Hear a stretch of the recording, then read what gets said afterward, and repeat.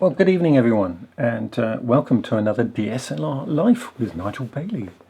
I'm going to do something a bit different today. A couple of weeks ago I went out on a shoot at Durdle Door and took some images of Durdle Door with the Milky Way behind it, and I did that as a time-lapse.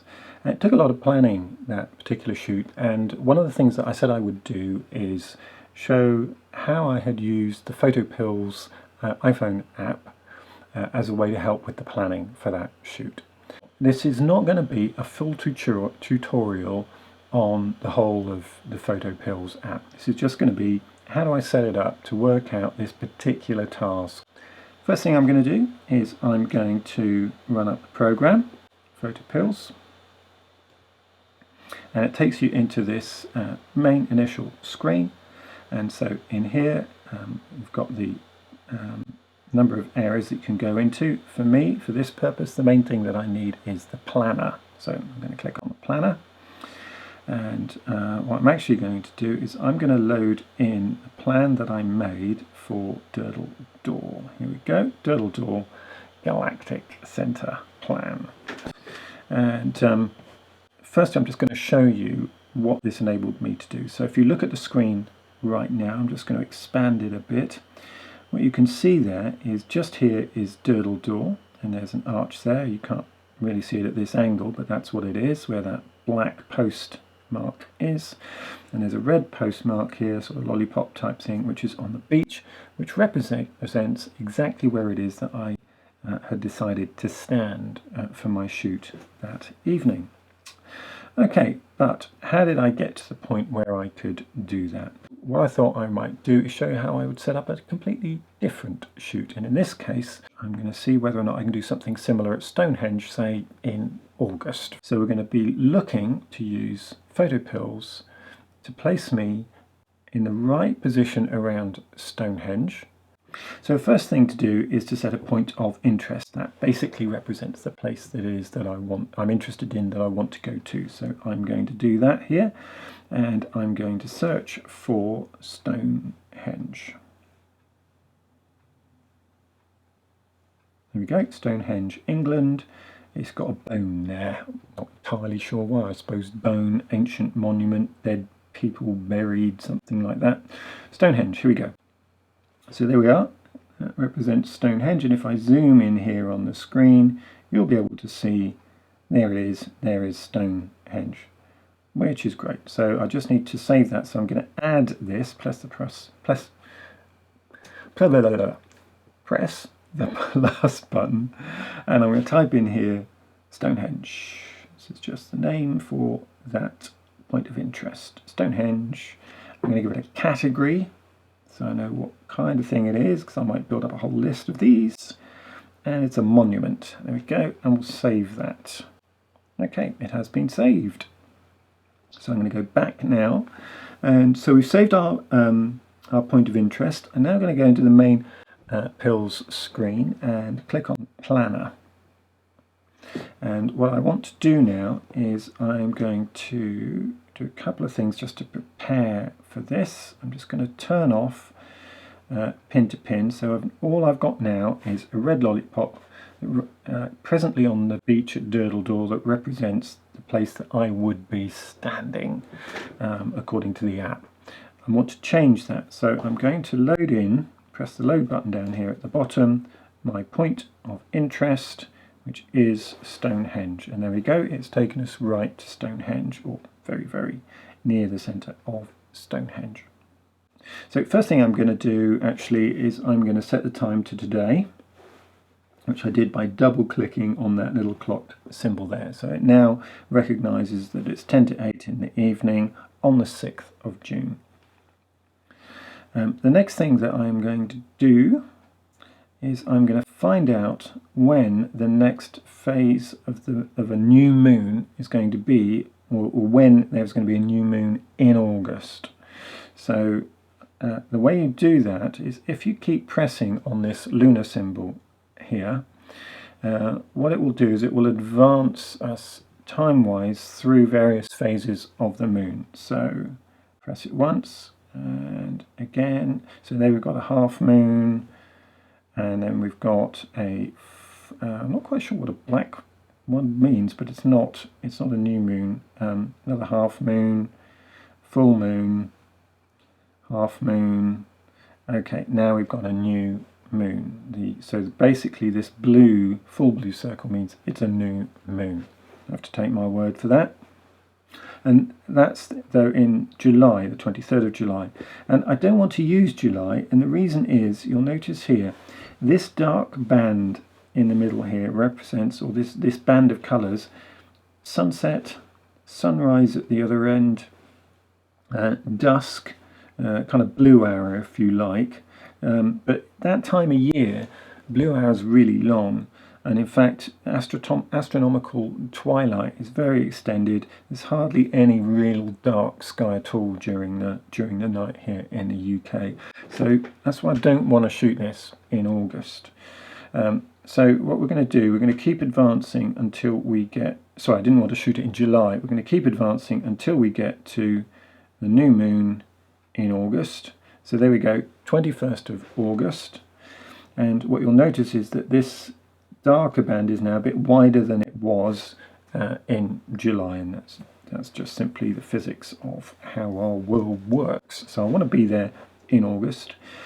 Now what I want to know is whether or not the galactic centre is actually going to be visible, and if so, where in relation to this monument is it going to be visible. So let's work on that now. So this bar at the top, I'm going to slide it along until I get to visibility GC, visibility of the galactic centre. Now it's not showing it on screen at the moment, but if I press that button, some additional lines appear. And there is now a light grey and a dark grey line, and those represent the points at which the galactic centre will be visible toward the horizon at an elevation. You can see at the top right of the screen here, at an elevation of about 7 degrees. And it's going to be visible from about 10:30 in the evening, although it won't be fully dark at that point, 10:30 until just after midnight. So by about midnight it should be fully dark, hopefully, and the galactic centre should be visible for a while. And I can slide this along here, and you can see that as I do that, this arch appears. These dotted lines here appear, and they represent the arch made by the Milky Way. So I think what I can work out from this is that on that particular day, probably from something like about, well, I want to be at least 2.5 hours after sunset, so it's probably going to be not much before midnight actually. I want to start my shoot, by which point the galactic centre will be pretty low in the sky, but it will be visible for a while. Now though, I want to work out, knowing what I do now about when I need to be there and whether the galactic centre is going to be visible, I want to work out where I need to stand in relation to the monument. So the white line there represents, if you like, the point where on the horizon, where of direction from where I'm standing, the galactic centre can best be seen, where I need to look towards. So it stands to reason that if I take a line back through the other way, that ought to give me an indication where I ought to be standing behind the monument to have the monument between me and the Milky Way. I hope that makes sense. Yeah. So so basically what I'm going to do is I'm going to move my viewing point. Now if I zoom in a bit, I can tell you that there is a path here that goes behind Stonehenge where people are able to stand. If I zoom in a bit further, you can see some people there. And so what I'm going to do, I'm going to press this button here, this clear circle with a lollipop symbol in it. It puts a cross in the middle of the screen for me. And I can now move the terrain beneath that cross and plant the cross where I want to be. Now I don't want to be right there, because actually then what will happen is that the monument will obscure the galactic centre. I want to stand a little bit to the right, so that I can have both the monument and the galactic center in view. So I think that's probably position A for me. So I press that button again and it moves the red lollipop there, which is great.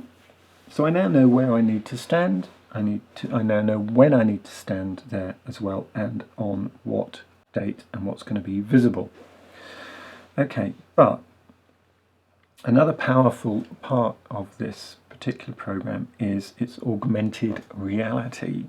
So I'm going to set another point on the screen here to make that usable, which is what they call pin-to-pin geodetic information. So I'm going to press that little icon there, these two mountains, and you'll notice on the screen now I have an additional lollipop. This is a black one, and that represents the point, the direction towards which I will be looking, according to the augmented reality thing. So I want to move this black lollipop now. Here we go, and I'm going to slide it here, and I'm going to look towards, slightly to the right of the monument there. So that's going to place my direction of view from that standing point. Okay. So now, what we'll be able to do is to use the night augmented reality view. But before I do that, I'm going to save this. So I don't want to lose it. So let's save this whole plan. New plan. Stonehenge. GC for Galactic Center. And then August 2017. Save. There we go. So that plan is saved now. And in a moment what I'm going to do, so we've got that all set up. In a moment what I'm going to do is I'm going to set up a dummy kind of in the field view of Stonehenge just using Google Earth, because you can do that. I know from my research that I can get that view up on Stonehenge kind of in the middle of the day though, standing on that path in that place looking towards Stonehenge. So I'm going to set that up, and then I'm going to show you what that looks like with the phone and with the app looking through the phone's camera at Google Earth, set up as if I was there at Stonehenge, just to show you how it works. Okay, so welcome back. Let me just exit this. I'm going to do a full demo. And so here I am. I'm at Stonehenge on Google Earth. I'm not going to show you how to do that because I'm going to assume that most of you know how to use Google Earth, but I've searched for Stonehenge. It's taken me there, and I know from my experience of having done this before that there is this path here, and it's available in Street View. So I'm going to take our little Street View man, I'm going to put him on the path there. There we go. Right. And let's just go up that way a bit. There we go. And then I'm going to pan around, and there we have Stonehenge in all of its glory, which is great. So now I'm going to get the app, and I'm going to go into Night AR view. And so if I set up the horizon here to be level with the horizon on our little field image there of Stonehenge, you can see where the galactic center is in relation to Stonehenge, which is just there. And I know that if I move a little bit to my right along the path there, I'll get to a point eventually where the galactic center is to the right of Stonehenge, which is what I think I would probably want for this particular composition, obviously with Stonehenge though still in the frame. So there you go, it's easy peasy. Once you've set everything up, just then going into AR view is really simple, and you can do that while it's still daylight so that you can get yourself exactly positioned in the spot that you want. So it's amazing. I hope you found that helpful, and I hope that it might inspire you to maybe download the app. By the way, I have no kind of affiliation or anything with PhotoPills at all. I just happen to think it's a really good planning device. But I hope you'll maybe have a little fiddle around with it and see whether or not you can come up with a project of your own. And if you do, I'd be really interested to hear how you get on, whether or not you found the app to be as useful as I have, and whether or not it's inspired you to get out and do anything at such strange hours of the night.